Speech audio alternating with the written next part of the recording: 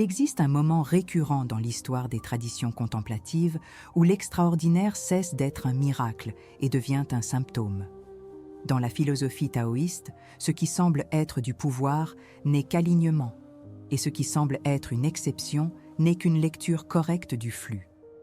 Quand quelque chose attire trop l'attention, c'est généralement parce qu'il cache quelque chose de plus essentiel. C'est le piège classique de la fascination spirituelle. La vraie question n'est pas ce que l'esprit peut faire, mais ce qu'il cesse de déformer lorsqu'il est en ordre. C'est à partir de ce moment que certaines capacités cessent de sembler surnaturelles et deviennent compréhensibles. L'impact réside moins dans le phénomène que dans la structure qui le rend possible. Dans le Tao, on ne recherche pas le pouvoir, mais la précision. La précision de la perception, du geste, du silence intérieur. Lorsque cette précision s'établit, le monde réagit différemment, non pas parce qu'il a été dominé, mais parce qu'il a cessé d'être résisté. Ce que certaines traditions appellent des capacités extraordinaires sont, en ce sens, des effets secondaires d'un esprit qui ne rivalise pas avec le réel. Le Tao Te Ching insiste sur le fait que le sage ne s'exhibe pas, n'accumule pas et ne s'approprie pas. Cette logique contraste directement avec la culture de la performance spirituelle. Comprendre cela exige une lecture moins littérale et plus structurelle de l'expérience. C'est à ce stade que le langage symbolique commence à révéler sa valeur pédagogique. Le canal Solstice naît précisément de cette intersection entre langage, conscience et tradition. Ici, les symboles ne sont pas traités comme des croyances, mais comme des cartes de lecture de l'esprit humain. L'objectif n'est pas d'impressionner, mais d'éclairer. Tout au long du contenu, les concepts du taoïsme, de la psychologie et des traditions contemplatives sont présentés comme des outils d'interprétation de l'expérience quotidienne. C'est la base du travail qui se développe ici. Il y a un épisode récurrent dans les textes classiques du yoga qui illustre bien cette question. Les pratiquants avancés rapportent l'apparition de capacités inhabituelles, mais les maîtres insistent sur le fait qu'elles ne sont pas le but. Patanjali va jusqu'à affirmer que de tels phénomènes peuvent devenir des obstacles s'ils sont considérés comme des conquêtes. Le choc de conscience est précisément là. Ce qui semble être un progrès peut être une déviation. Ce schéma se répète dans la vie quotidienne moderne, lorsque la performance remplace la compréhension. Le symbole archétypal ici est simple, confondre le signe avec la destination. Reconnaître cette erreur change complètement la direction de la quête intérieure. Ce contenu s'adresse à ceux qui se rendent compte que répéter des pratiques sans en comprendre la logique ne produit qu'un effort accumulé. Il s'adresse à ceux qui pressentent que la spiritualité sans structure devient croyance et que la structure sans conscience devient technique vide, dans le but d'éliminer les couches de distorsion. Lorsque cela se produit, l'esprit fonctionne avec moins de bruit et plus de clarté. La réalité cesse d'être interprétée comme une menace ou une promesse et commence à être lue comme un processus. Ce changement a des effets pratiques, mesurables et silencieux. D'un point de vue didactique, il est essentiel de séparer l'effet de la finalité. L'esprit ne reçoit pas de pouvoir, il perd ses interférences. Lorsque cette distinction est comprise, de nombreux mythes spirituels perdent automatiquement de leur force. Chaque concept présenté ici fonctionne comme un ajustement fin de la lecture de l'expérience. Il n'y a pas de raccourci, mais il y a une économie d'erreurs, et cela, en soi, est déjà transformateur. Si ce type d'approche conceptuelle vous semble logique, suivre Solstice est un moyen simple d'approfondir cette étude au fil du temps. S'abonner à la chaîne et laisser un « j'aime » sur cette vidéo aide à maintenir cet espace actif et accessible. Le contenu est conçu comme un matériel de référence continu et non comme une consommation rapide. Lorsque l'esprit apprend à mieux lire, le monde cesse de paraître énigmatique. Et cet apprentissage commence par une attention soutenue. Au IIe siècle avant notre ère, des récits préservés dans la tradition indienne décrivent une période où les écoles de méditation ont commencé à systématiser des phénomènes jusque-là considérés comme des légendes. Les moines et les ascètes observaient qu'après de longs cycles de discipline mentale, certaines perceptions apparaissaient avec une clarté inattendue, comme si des informations auparavant dispersées s'organisaient de manière directe. Ces récits ne se présentent pas comme des chroniques de miracles, mais comme des notes presque techniques sur le fonctionnement de l'esprit. Il est curieux de noter que ces observations sont toujours associées à des avertissements, jamais à des célébrations. Il y a une sobriété inhabituelle dans ces textes, comme si quelque chose devait être dit avec prudence. Cette prudence n'était pas morale, mais méthodologique. Elle indiquait que comprendre le phénomène était plus important que le poursuivre. Dans l'un de ces contextes, attribué au cercle de Patanjali, on décrit un pratiquant capable de reconnaître des événements lointains sans recourir à la déduction. Le récit ne met pas l'accent sur l'exploit, mais sur l'état d'esprit qui l'a précédé, marqué par un silence prolongé et une attention stable. Le détail qui suscite l'inquiétude est que, juste après cette reconnaissance, le texte interrompt la description et se concentre sur le risque de fixation. Il n'y a pas de continuité narrative sur le résultat, seulement un changement brusque de direction conceptuelle. Cela suggère que le point important n'était pas l'événement en soi.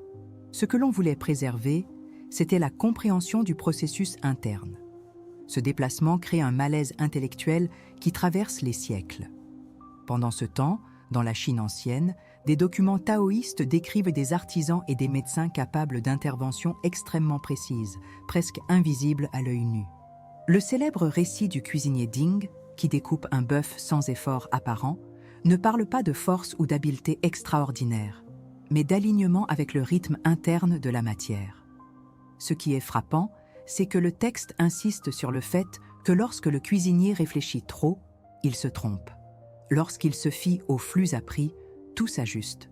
Le souvenir de cet épisode n'est pas festif, il est instructif.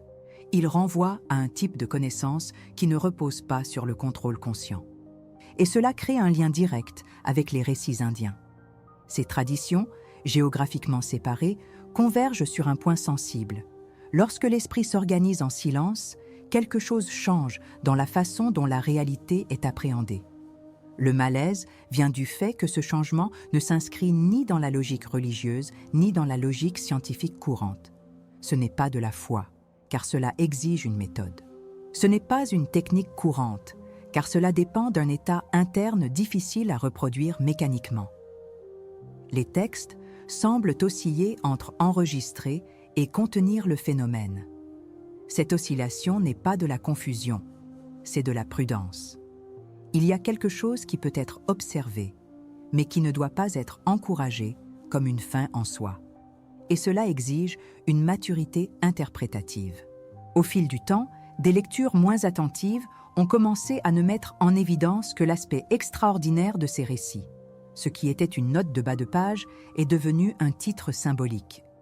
Les pouvoirs ont commencé à être traités comme un objectif et non comme un effet. Cette inversion a donné naissance à une tradition parallèle, plus bruyante et moins précise.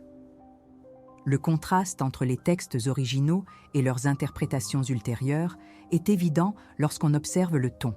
Là où il y avait une description sèche, une promesse est apparue. Là où il y avait un avertissement, une séduction est apparue. Ce déplacement explique de nombreuses confusions contemporaines sur la spiritualité et la performance intérieure.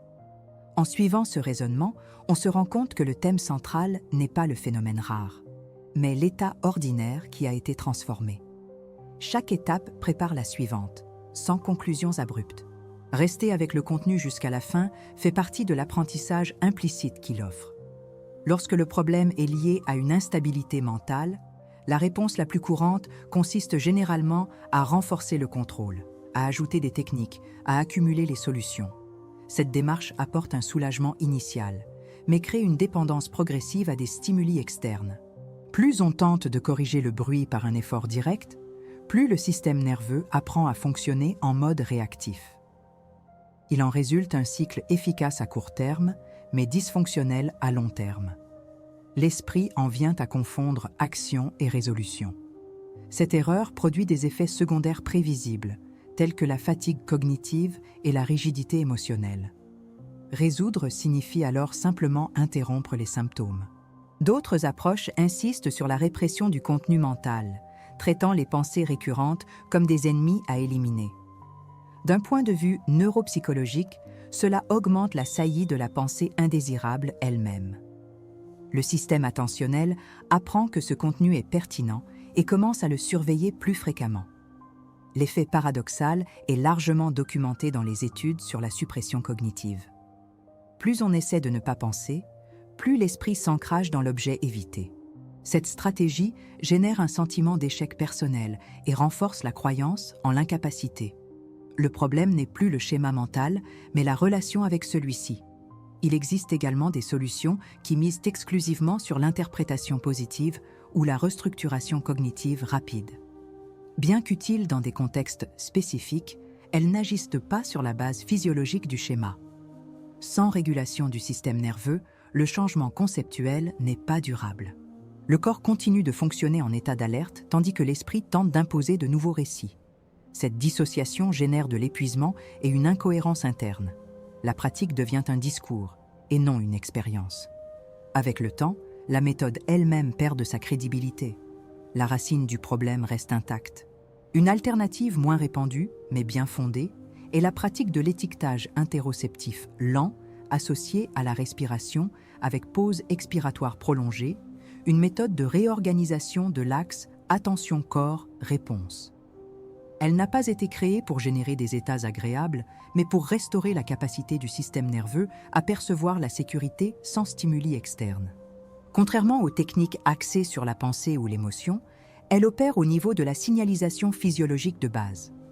Le point de départ est de reconnaître que l'esprit ne s'autorégule pas uniquement par la compréhension conceptuelle. Le cerveau a besoin de données sensorielles cohérentes pour actualiser ses prévisions. Sans cette actualisation, toute tentative cognitive devient un effort. La pratique existe pour fournir ces données de manière directe. Le premier élément est l'attention interoceptive, qui consiste à diriger la perception vers des sensations internes concrètes, telles que la pression, la température, le pouls ou le mouvement respiratoire. Il ne s'agit pas d'interpréter ou de modifier ces sensations. L'entraînement consiste simplement à les localiser avec suffisamment de précision pour que l'esprit reste présent. Ce faisant, on active un réseau neuronal associé à la conscience corporelle et à la régulation émotionnelle. Des études montrent que cette activation réduit la dominance des circuits de menace. Le corps cesse d'être un arrière-plan et devient une référence. Cela modifie le point d'ancrage de l'attention. Le deuxième élément est l'étiquetage lent et neutre de ces sensations. Étiqueter ne signifie pas analyser, juger ou expliquer. Il s'agit simplement de nommer de manière simple, comme pression, chaleur, mouvement ou tension. Cette désignation doit se faire mentalement, à un rythme lent, sans narration supplémentaire. L'effet neuroscientifique de cette opération est l'activation modérée du cortex préfrontal, qui organise l'expérience sans la supprimer. L'amygdale réduit son activité car le stimulus cesse d'être diffus. Le cerveau comprend qu'il s'agit d'une observation consciente et non d'un danger. La clarté remplace l'urgence. Le troisième élément est la respiration, avec une pause expiratoire prolongée, qui fonctionne comme un signal physiologique de sécurité. La pratique ne nécessite ni inspiration profonde, ni contrôle forcé. L'accent est mis sur le fait de laisser l'expiration se terminer complètement, puis de rester un bref instant sans inspirer. Cette pause n'est pas une rétention tendue, mais une suspension confortable. Elle augmente progressivement la tolérance au dioxyde de carbone, un marqueur central pour le système nerveux. Lorsque cette tolérance augmente, le corps réduit ses réponses automatiques d'alerte. L'esprit suit cette réduction. C'est l'intégration des trois éléments qui rend la pratique efficace. L'attention interoceptive fournit des données, l'étiquetage organise ces données, et la pause expiratoire modifie l'état physiologique de base. Il n'y a aucune tentative d'éliminer les pensées ou de produire un calme artificiel. Les pensées peuvent surgir et sont traitées comme des événements périphériques. L'attention revient toujours aux sensations nommées et au rythme respiratoire. Avec la répétition, le cerveau apprend qu'il n'a pas besoin de réagir pour être en sécurité. Cela brise les schémas de vigilance chronique. Le changement se produit sur le terrain, pas dans le contenu. Cette pratique fonctionne parce qu'elle déplace l'axe de l'intervention du contenu vers le processus. Au lieu de discuter des pensées, elle réorganise le terrain sur lequel elles surgissent. En réduisant la réactivité physiologique, l'esprit perd son urgence interprétative. Les pensées continuent d'apparaître, mais avec moins de charge émotionnelle. Cela brise le schéma d'identification automatique. Avec le temps, l'attention apprend à rester stable sans effort excessif. La clarté apparaît comme une conséquence et non comme une imposition. Il s'agit d'un ajustement de base et non d'un patch superficiel. Il est recommandé d'appliquer cette pratique par cycle court, de 2 à 5 minutes, dans des moments de neutralité et pas seulement en cas de crise. Cela permet d'entraîner le système dans des conditions sûres, facilitant ainsi la généralisation de l'effet. Il ne s'agit pas de créer un rituel complexe, mais d'introduire une nouvelle relation avec la sensation interne. La régularité importe plus que l'intensité. Le critère d'efficacité n'est pas le bien-être immédiat, mais la réduction de la réactivité tout au long de la journée. Cette mesure est plus fidèle à l'objectif réel. Le changement structurel est silencieux. Pour consolider cet apprentissage, écrivez dans les commentaires la phrase suivante. J'entraîne l'état qui soutient mes réponses. Écrire cette phrase n'est pas seulement un acte symbolique, c'est un acte d'alignement cognitif avec la bonne stratégie. Suivre le reste du contenu aide à comprendre comment maintenir cet ajustement au fil du temps. L'apprentissage est complet lorsque la pratique rencontre la compréhension. Et c'est ce qui permet de sortir du cycle des tentatives et d'entrer dans un processus cohérent de réorganisation mentale. La pratique décrite ci-dessus peut être comprise comme une réorganisation consciente de la relation entre l'attention, le corps et le sens. D'un point de vue psychologique, elle agit au niveau préconceptuel de l'expérience, où les stimuli n'ont pas encore été transformés en récit. En étiquetant les sensations internes de manière neutre, l'esprit cesse de projeter des jugements automatiques sur ce qui est perçu. Cela réduit la charge interprétative et interrompt les chaînes associatives habituelles. La respiration, avec une pause expiratoire prolongée, renforce cet effet en signalant une sécurité physiologique. Le système nerveux autonome réagit en réduisant la vigilance excessive. Ainsi, la pratique crée un environnement interne propice à la clarté sans effort cognitif. En psychologie contemporaine, ce mécanisme est étudié sous l'angle de l'intégration entre le cortex préfrontal, l'insula et le système limbique. Nommer les sensations actives des circuits de régulation émotionnelle qui diminuent les réponses impulsives. Contrairement à l'analyse rationnelle, cette régulation ne dépend pas de la conviction logique. Elle se produit par la mise à jour directe de l'état corporel. Cela explique pourquoi les changements durables proviennent rarement uniquement de nouvelles idées. Le corps doit être inclus dans le processus d'apprentissage. Lorsque ce n'est pas le cas, le schéma revient sous la pression. La pratique agit précisément sur ce point négligé. Du point de vue du taoïsme, cet ajustement peut être décrit comme un retour au flux naturel sans interférence excessive. Le Tao n'est pas atteint par une correction constante, mais par la suppression de ce qui force le mouvement. La pause expiratoire symbolise ce principe de ne rien ajouter, mais simplement de laisser l'excès se dissiper. L'attention portée aux sensations internes sans jugement reflète le Wu Wei appliqué à l'esprit. Il n'y a pas de tentative de changer ce qui surgit, seulement de le percevoir avec précision. Cette attitude dissout les conflits avant qu'ils ne se cristallisent. L'équilibre émerge comme une conséquence et non comme un objectif imposé. Dans le bouddhisme, en particulier dans les traditions de pleine conscience, on trouve une logique convergente. L'observation directe des sensations corporelles est considérée comme fondamentale pour briser le cycle de l'attachement et de l'aversion. En percevant l'expérience comme un processus transitoire, l'esprit cesse de se fixer sur des contenus spécifiques. La pratique décrite ici fonctionne selon le même principe, mais avec un accent explicite sur la régulation physiologique. Cela rend la méthode accessible même en dehors des contextes contemplatifs formels.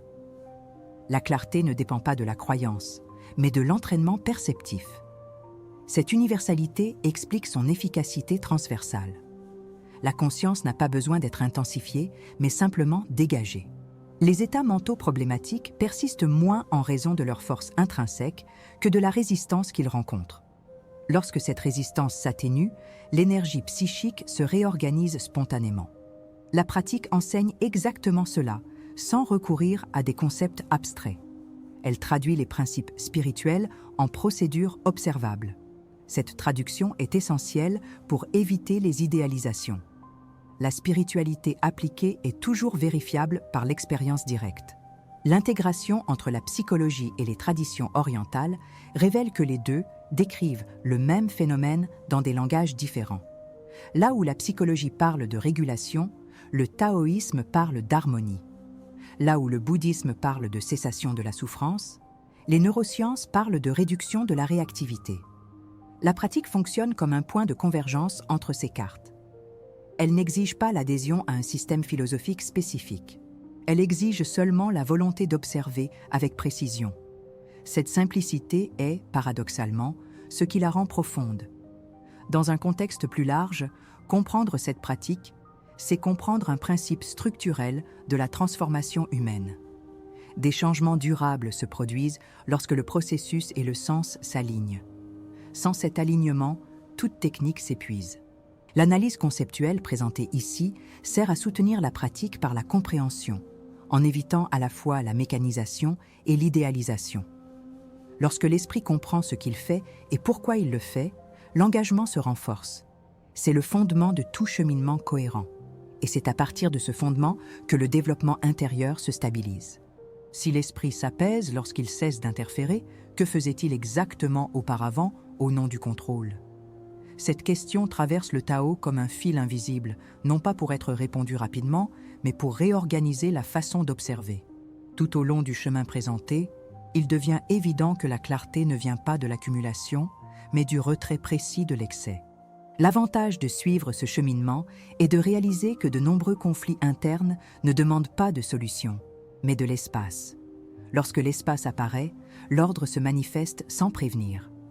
Cette compréhension ne met rien fin, elle ne fait que déplacer le point de départ.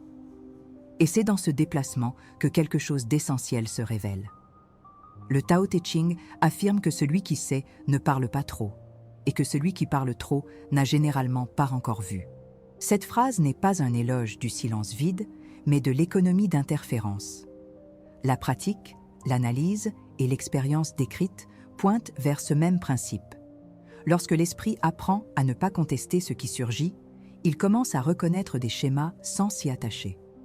Cela génère une subtile sensation d'alignement qui ne dépend pas d'une explication. L'épiphanie ici n'est pas émotionnelle, elle est structurelle. Certaines choses fonctionnent mieux sans être exposées. Et cela, paradoxalement, est profondément libérateur. Il y a un moment où la recherche de l'amélioration se dissout dans la simple observation de ce qui est. Ce moment n'est ni final, ni définitif. Il apparaît et disparaît comme tout le reste. L'erreur courante est d'essayer de le fixer. Le véritable apprentissage consiste à le laisser passer, en ne gardant que le souvenir de l'ajustement correct. Comme dans le zen, il n'y a pas de réponse finale, seulement un geste répété avec plus de précision.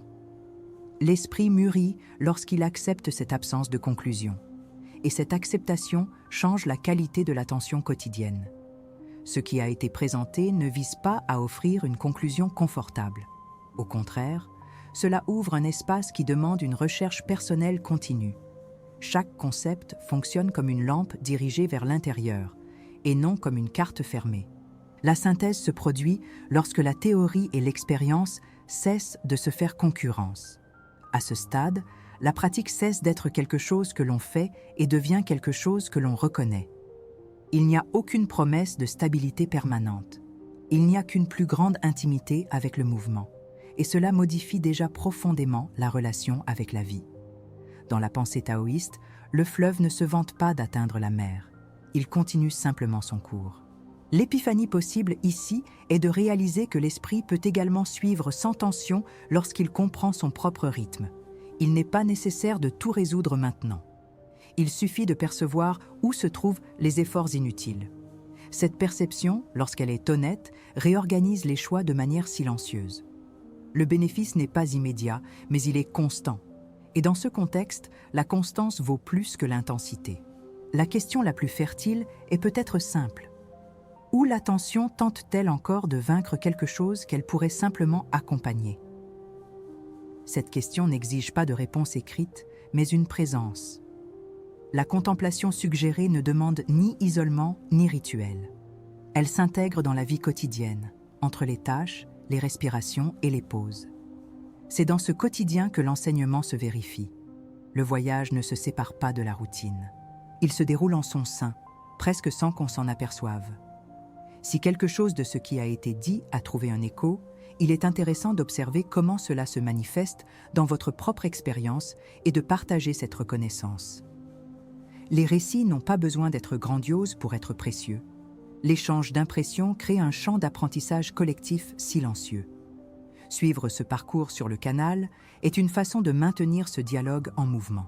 L'exploration se poursuit, sans précipitation et sans promesse, juste avec suffisamment d'attention pour percevoir ce qui se passe déjà.